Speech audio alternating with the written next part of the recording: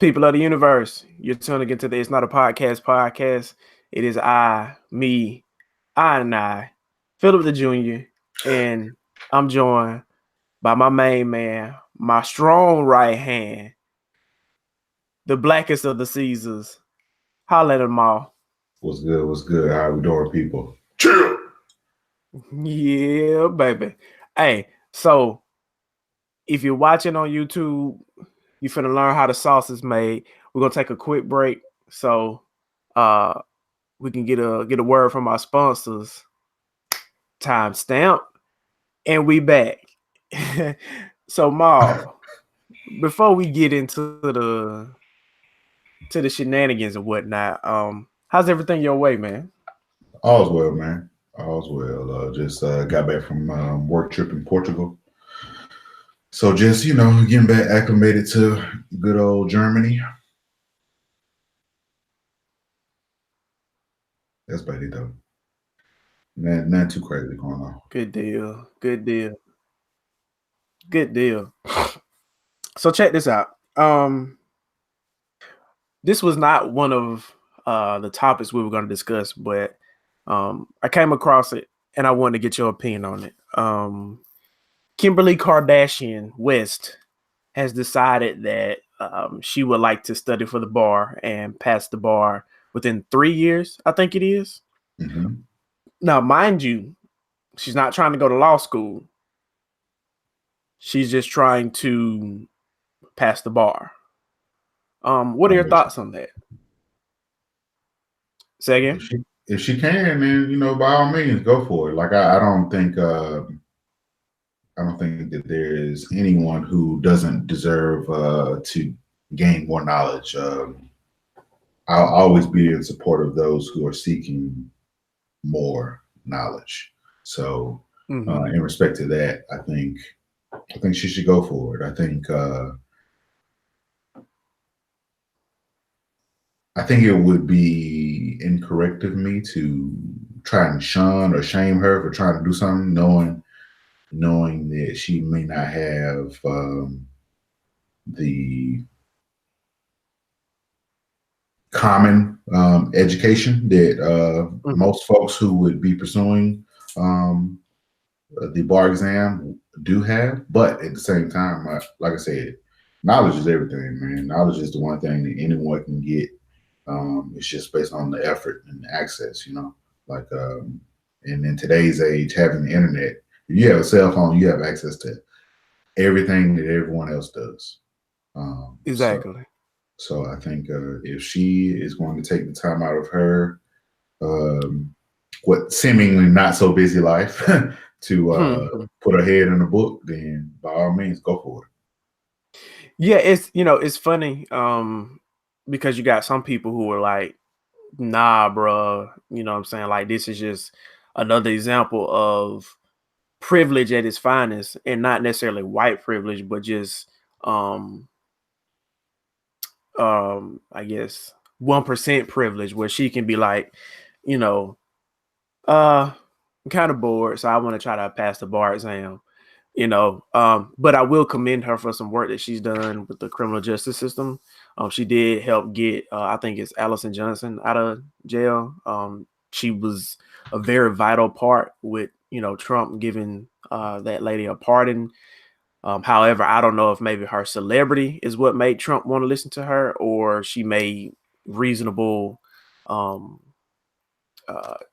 judicatorial arguments as to why this person should get out. But then you have certain people who have like a law background, like on TV, I'll just say, who commend her for this. However, they're like, well, passing the bar exam is great, but without that law school foundation, we don't know how effective you're preparing for the bar is going to be, and how much you're really going to be able to help people if you don't have that particular foundation.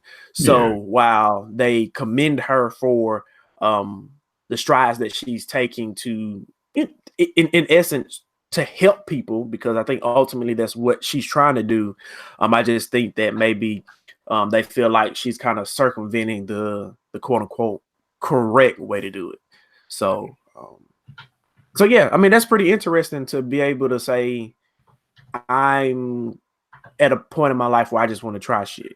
You know what I'm saying? I don't have the financial means that Beyonce does, but you know, I'm trying little things, you know, to keep myself occupied. So with the regular job and a family and no nannies and no first class flights or private jets, I can imagine the free time that she could have when she's not actually putting in work. So hey, you know, do what you Yeah, do. exactly. Like, and you know, considering that, like, for example, in the state of Georgia, the bar exam only costs $200. I know folks who Mm-hmm. spend that on tennis shoes. So, um, Now, according to Sunny Hostin, I believe her name is, mhm. she's one of the people on The View. I don't necessarily know what, I don't know if she would be considered a I don't know what they call each other, but a young lady that sits at the table on The View, she was like, now California actually has one of the hardest bar exams to pass. So while obviously the money for it or to take it is, I mean, Ooh, with, within 5 seconds of her being on the Kardashians, she's made the money to pay for it. yeah. However, her training needs to be extensive. Yeah, for sure. And if I know Nick and I had a conversation about this earlier this week, and I think uh, even though Shout out to Nick. even if she passes, there still are limitations to what she can do with that, because I think Mm-hmm. in order for her to actually practice law, she would have to have had a law degree preceding her successful attempt at the bar. By the way, that California bar is expensive, $5,800. How, woo, okay.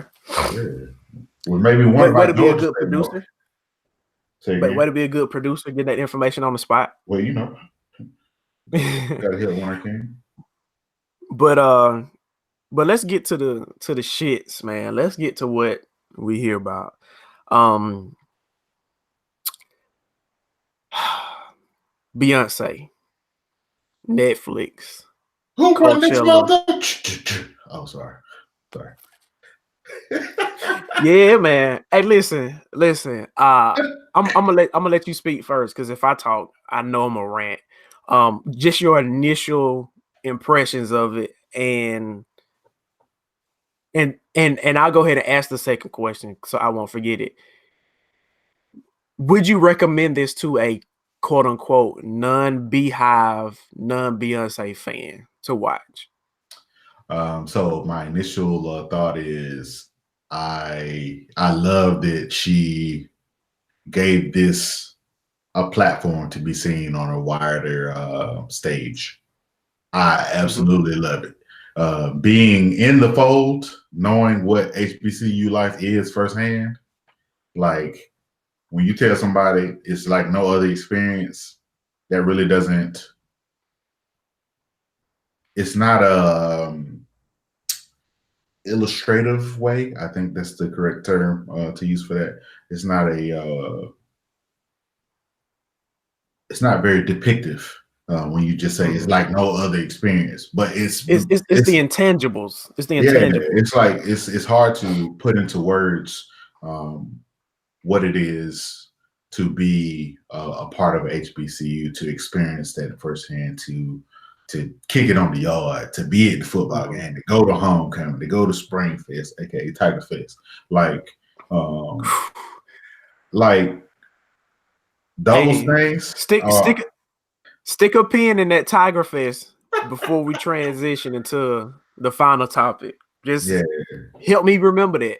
But I'm baby. sorry. I'm sorry. Yeah. Uh, but yeah, man, like it was dope to see her, do her show, but also incorporate something that she didn't experience firsthand, but she she made it known that this is something that she grew up seeing and wanted to do, but it was just not the route that her career or path or journey took her. So I my initial thought was, this is dope. And the deeper it got into it, the more I was like, man, look, this taking me back. This, man, they ain't the same right there. We playing J State. Hey, serious question. Did your oh man, did your inner gay black Atlanta dude come out of you at any point watching this? Cause from there was at least 1 or 2 times where I was like, yeah. So I know it was one time when Nick was like, "Hey, see, this is what they be talking about. This is how much influence she had, because it had straight men in here trying to do these damn dance steps." Come on now. And Come on. And I felt myself. I was like, what the fuck? What am I doing? What am I doing? Trying to keep up with them, man. On that Who Run the World, that like the little feet movement that they got going on. Yep. That shit is hard. Like in the literal sense and in the epithet sense. Like when they were doing the video for it, she had some kind of behind the scenes thing going on, and there was some guys in Africa who were teaching her how to do the dance, because I guess it's more of like a tribal type thing, or it has parts of it, and they were teaching her and she was trying to do it and she was like, oh shit, like when she messed up. So Beyonce is kind of this larger than life figure. You don't see a lot of her, but to see her have that personal moment, okay, this is what it boils down to.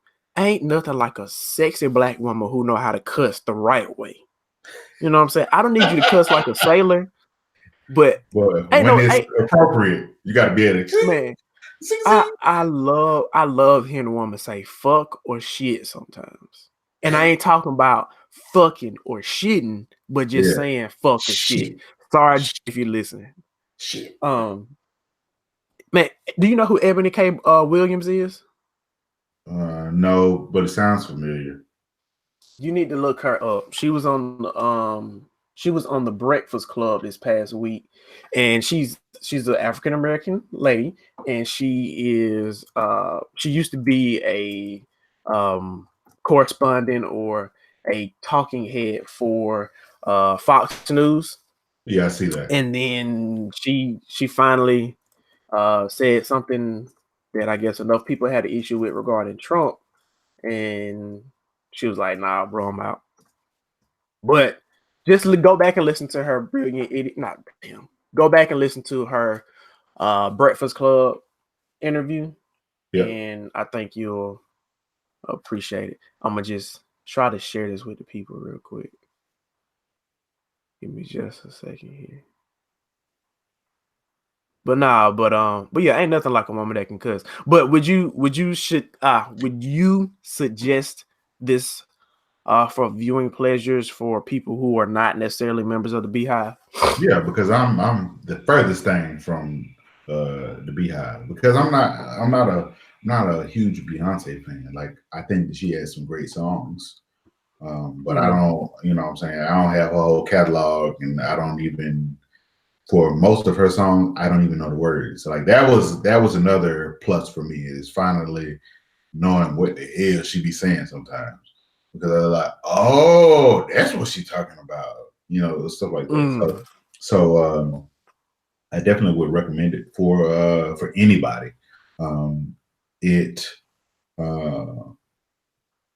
For me, it gave me some different arrangements to some of her big songs that I was like, why this wasn't the album version?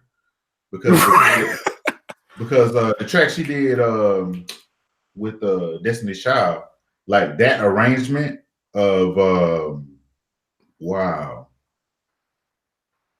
I Need a Soldier. No, I think it was the one before. You made me want to throw my page out. I think it was Bugaboo. Okay, yeah, Bugaboo. Yeah. Like, bro, that arrangement, if you listen to the band and whoever wrote that, they did their damn thing. Whoever wrote the arrangement. I told Kim the one issue I had is that, you can tell the band wasn't necessarily playing live at certain points. Like you can tell it was like pre-recorded. Yeah, but And yeah. I just wish they would have been able to open up for real. Just one good time. Yeah. Just start playing Nick at the beginning of it real quick. Or, you know. But when they started playing that Ready, I was like, oh, okay. yeah. And then turned that into Smoking Old Hay in the middle of the barn. I was Yep. like, yeah, okay. They research. Yeah. You know what I'm saying? Yeah. Oh, from what I recall, it actually the band was made up of HBCU band members. It was the cast of Drumline Live, I believe. Ah. Okay. Yeah. So just give you a heads up. I'm having some issues with my Google Hangout. So if this shit crash at any point, you know, hey, I love you. But dude, like within the first 10 minutes of watching it, I was ready to cry. Just because it brought back so many memories. It sounds so good, so good, so good. And she was dripping, draped in the culture. Yeah. I mean, if you didn't think Beyonce was a nigga before this, Used to. I mean, I get it. Man, listen, man. Like the Nefertiti, the print that the dancers had on, the headgear that she had on, the crest for the school that she had. It had a picture of Nefertiti. It had a picture of a bumblebee for the beehive. It had a picture of a Black Panther, and it had a picture of a fist. Mm-hmm. So I was like, bruh, like she doing this, man. Yeah. And wholeheartedly, and no lack of effort through the whole thing. Nah, man, it was with, and that's the funny part, you know what I'm saying? It was with ease, you know what I'm saying? It was like she wasn't even trying, but I mean, these motherfuckers put in 4 months of hard work and dedication and effort into this, man, and it really showed. And I was telling Kim, I'm like, man, sometimes when she dances and you can kind of see her face just change just a little bit. That's when you know, like, she hitting that shit, like she in it, like she ain't just doing the moves, she's feeling the moves. Yep. You know what I'm saying? The fucking probate scene they had was dope. You know what I'm saying? Gave people opportunity to see what it's like to go to a probate or see people step. And that was so cool. It was like, if you are part of the culture, you appreciate it even more. Mm-hmm. And that's what I was telling some coworkers. I was like, y'all gonna enjoy it, but y'all ain't necessarily gonna get it. You know what I'm saying? Like y'all ain't gonna, like, I haven't been to homecoming at Grambling yet. I fully intend on going, but I need to go sooner than later because it's gonna change too much. And it's like, damn, I ain't even gonna remember the shit. But I understand why they call it homecoming. Like I really do. I would definitely suggest that people who aren't Beyonce fans, if you just like good music, if you kind of like to know how the sauce is made, you'll enjoy it. And for me, last year when Coachella happened, you could see everybody making these little posts about it, but you couldn't find it unless you stayed up on YouTube live and watched it. And I didn't even know it was going on till after the fact, so I couldn't watch it live. So a lot of the stuff I saw was like 30-second, 1-minute clips of it. So to see the whole thing like at home, nice 4K TV, you know what I'm saying? I was like, not bad. Yeah. Not bad. So I really enjoyed it. Do you have a moment that you remember the most, that you was just like jamming to the most? I don't recall what song it was, but when the dancers were in the traditional Jackson State J-set, one long pant, one short pant, tiger outfit, tiger stripe outfit. That was at the beginning because that's when they had the Nefertiti on the background. Bro, I was like, oh, okay, so they just inject. I was like, they just inject J-State the whole way. I mean, Dancing Dolls and J-Sets are probably the more popular of the two dancers. Yeah, especially like, and I don't know if I'm just partial to SWAC schools, but especially in the SWAC. No shade to No, shout out period. to No, Detroit just Orchies. period. Just period. Just period. The J sets and the dancing dolls are it. Fam ain't got dancers. Now, I will say this. Don't cook me. Hey, Texas Southern. Ooh, Texas Southern and Bethune-Cookman, they probably got the ham salad award for for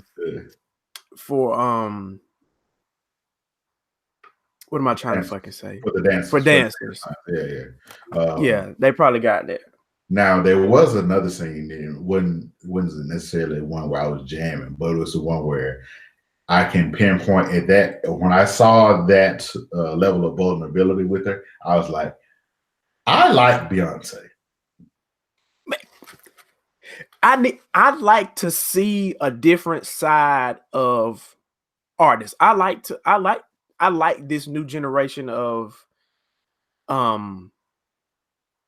one-on-one marketing that you can do, or one-on-one relationship you can do with your fans. Don't shoot me, Brandon. I like that Will Smith, you know what I'm saying, has his thing on YouTube and he has an Instagram. I like seeing, DJ Khaled and his son walk around in the backyard eating papaya and shit. You know what I'm saying? Like, I like that. But are you talking about when her and Solange fell? No, it was when she was trying to learn the new dance steps, and the choreographer kept saying, "Yeah, it's fast," and she was like, "Yeah, I know." She was like, "It's too fast. We gotta take that shit out." I was like, "Thank you, thank you." I was like that because she has this persona of being, I'd say, almost perfect, and to see her in a position where she is real enough to admit that shit I ain't at this point in my life, I ain't gonna be able to make that shit work. So let's take that out. Let's figure out something else. Because I just got off this major surgery. I just had a C-section. I'm trying to shake back. Right. Yeah. Let me be realistic. And I like that she didn't try to put on because it was recorded. Now, her and Solange falling was just the cherry on the top because it was her video, it was her documentary of Homecoming. She could edit this shit out like it was nothing and gone to another time when they were on stage together. But she decided to keep that in there, and I appreciate that.